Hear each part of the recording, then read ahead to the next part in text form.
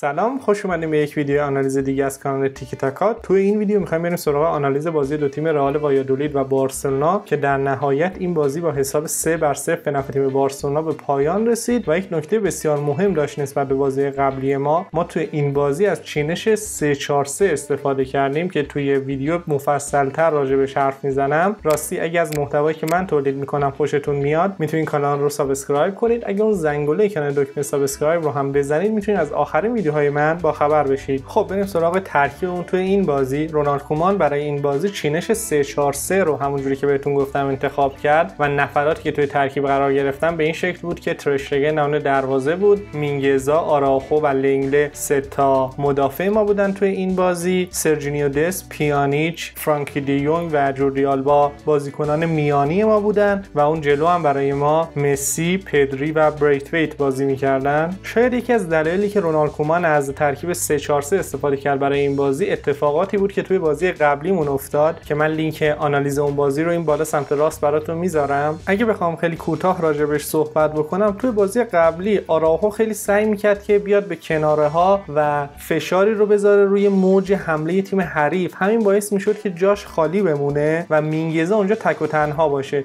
حالا اگه برید ویدیو آنالیز اون بازی رو ببینید کاملا متوجه صحبت من میشید. یکی از مهمترین دلیلاش همین میتونه باشه. خب اگه بخوایم اتفاقات بازی رو خیلی سریع مرور کنیم، ما توی نیمه اول 2 تا گل زدیم. گل اول که روی پاس فوق‌العاده لیونل مسی به کلمنت لنگله بود که لنگله تونست اولین گل رو برای ما بزنه. بعدش دقیقه 35 بود اگه اشتباه نکنم، بریتویت تونست گل دوم رو بزنه برای ما با پاس گل سرجینیو دست. بازی با همین نتیجه در نیمه اول به پایان رسید. نیمه دوم دقیقه 65 بود که لیونل مسی با پاس فوق‌العاده پدری تونست گل سوم رو برای تیم ما بزنه و صحنه‌ای بود که کاملا کیفیت پدری رو توی کارهای گروهی نشون داد که واقعا از قابلیت‌های بسیاری برخوردار پدری. بعدش هم که ما 4 تا تعویض کردیم، ساموئل اومتیتی به بازی اومد به جای رونالد آراخو، سرخیو بوسکس به جای فرانکی دیونگ، جوردی آلبا به بیرون رفت و جونیور فیرپو به جاش به بازی اومد. تعویض آخرمون هم که فیلیپ کوتینیو بود که به بازی اومد به جای پدری. بهترین بازیکن زمین هم فکر کنم خیلی کار راحتیه برای انتخابش توی این بازی. لیونل مسی فوق‌العاده بود توی این بازی و اگه هم بازی رو دیده باشید مسی به نظر من خوشحال‌تر بود توی این بازی نسبت به بازی قبل. شاید یکی از دلایلش این باشه که تیم داشت خوب بازی میکرد. خب بریم سراغ ترکیب تیم رئال وایادولید توی این بازی که مربی این تیم آقای سرخیو از ترکیب 4-4-2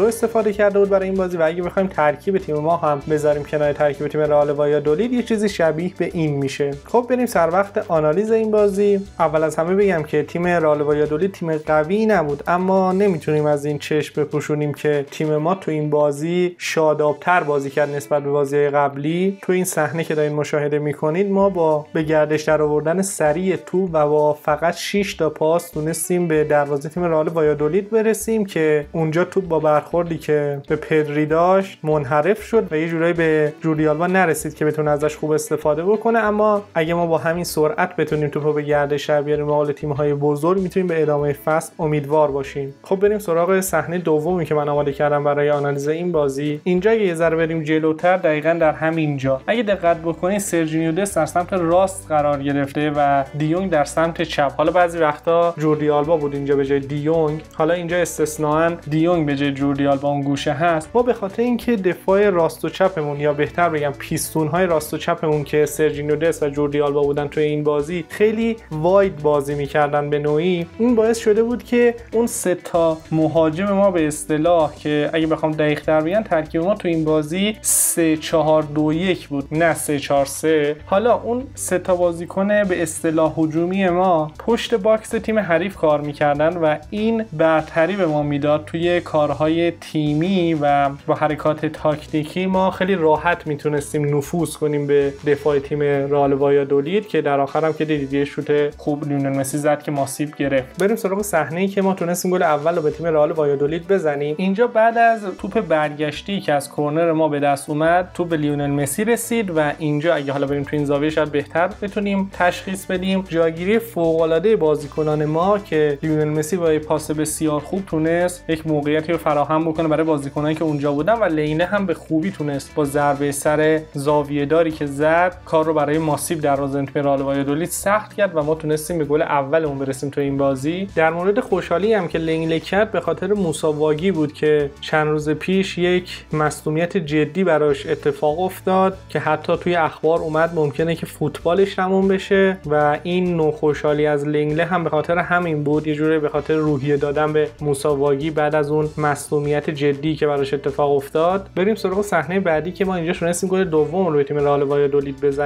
و دلیلش این بود که ما اول بازی رو به سمت چپ آوردیم با پاس ارضی که دادیم، بعد دوباره خیلی سریع توپ رو از چپ به سمت راست آوردیم و اینجا لیونل مسی پاس بسیار خوب داد به سرجینیو دست و سرجینیو دست هم با پاسی که داد به بریتویت باعث شد که ما گل دوم رو بتونیم بزنیم به تیم رئال والادولید. نگاه کنید ما قبلا وقتی پاس‌های ارضی میدادیم سرعتشون کم بود، خیلی راحت تیم حریف دفاع شیفت میشد به راست و چپ، حالا با توجه به محلی که توپ قرار داشت. اما وقتی که شما این کارو خیلی سریع انجام بدید تیم حریف زمان لازم رو نداره برای شیفت کردن به سمت راست و چپ و همین باعث شد که اینجا به نظر من ما به گل دوم برسیم و اختلاف رو بیشتر کنیم با تیم رئال والادولید. صحنه بعدی رو فقط به خاطر پاس زیبای پدری گذاشتم توی ویدیو باشه. نگاه کنید چقدر دقیق پاس میده پدری به لیونل مسی که متاسفانه مسی نتونست از این توپ به خوبی استفاده بکنه. عین همین پاس رو توی نیمه دوم تقریبا اگه اشتباه نکنم اواخر بازی بود که بوسکتس داد به بریتویت و بریتویت نتونست از توپ استفاده بکنه. این صحنه رو فقط به خاطر پاس فوق‌العاده پدری گذاشتم که واقعا یک جواهر برای بارسلونا. این صحنه مربوط به گل سوم ماست که ما با یک همکاری تیمی میتونیم به این گل دست پیدا کنیم. خود مسی حرکت رو شروع میکنه، دیونگ توپ رو به پدری میده و حرکتی که مسی انجام میده و پاس فوق‌العاده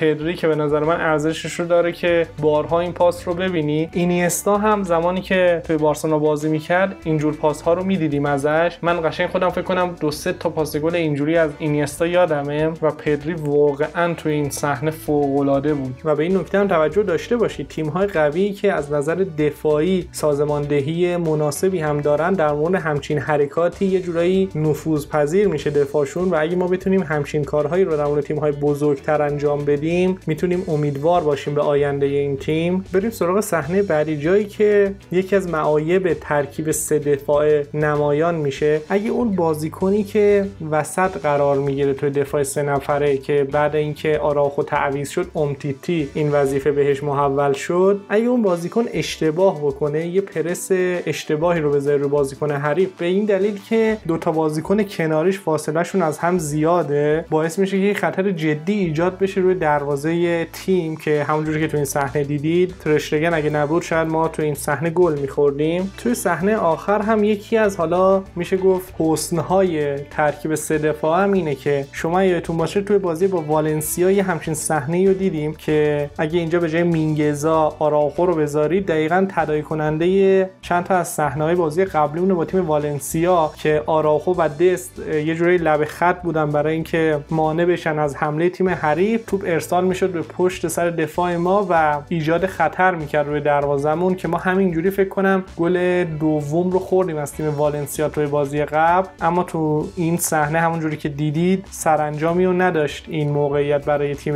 رئال والادولید. خب بریم سراغ آمار این بازی که با نتیجه 3-0 به نفع تیم بارسلونا به پایان رسید. 21 شوت تیم ما داشته در مورد 12 تا شوت تیم میزبان، 5 تا از شوت‌های تیم میزبان در مورد چارچوب بوده، 10 تا از شوت‌های تیم بارسلونا. 62-38% مالکیت توپ بوده که ما توپ رو بیشتر در اختیار داشتیم طبق معمول. 422 تا پاس تیم رئال والادولید داده در مورد 681 پاس تیم بارسلونا. 85% پاس‌های تیم میزبان صحیح بوده و 90% پاس‌های تیم ما. 12 تا خطا تیم والادولید انجام داده و 10 تا خطا تیم بارسلونا. تو این بازی بارسلونا 2 تا کارت زرد گرفت و تیم میزبان فقط یکی. کارت قرمز هم که نداشتیم. آفساید فقط 4 تا تیم والادولید داشته و تیم ما آفسایدی رو نداشته تو این بازی. یه جوری از همین میشه فهمید که دفاع تیم والادولید واقعا خوب کار نکرده تو این بازی. 4 تا کورنر هم تیم والادولید داشته در مورد 5 تا کورنر تیم ما. اگه بخوایم نگاهی هم به جدول رقابت‌های لالیگا بندازیم ما جایگاهمون نسبت به هفته پیش بدون تغییر باقیمون، هنوز تیم پنجم جدول هستیم با 24 امتیاز. به نظر من بازی خوبی بود که انجام دادیم نمونه رئال والادولید و در مورد مورد ترکیب 3-4-3 هم باید بگم که باید هنوز مورد آزمون و خطا قرار بگیره، شاید در مورد تیم‌های بزرگ جواب نده. راستی شما هم میتونید نظراتتون رو راجع به این بازی توی قسمت کامنت ها به هم بگید. در آخر هم امیدوارم که از این ویدیو خوشتون اومده باشه و تا یک ویدیو دیگه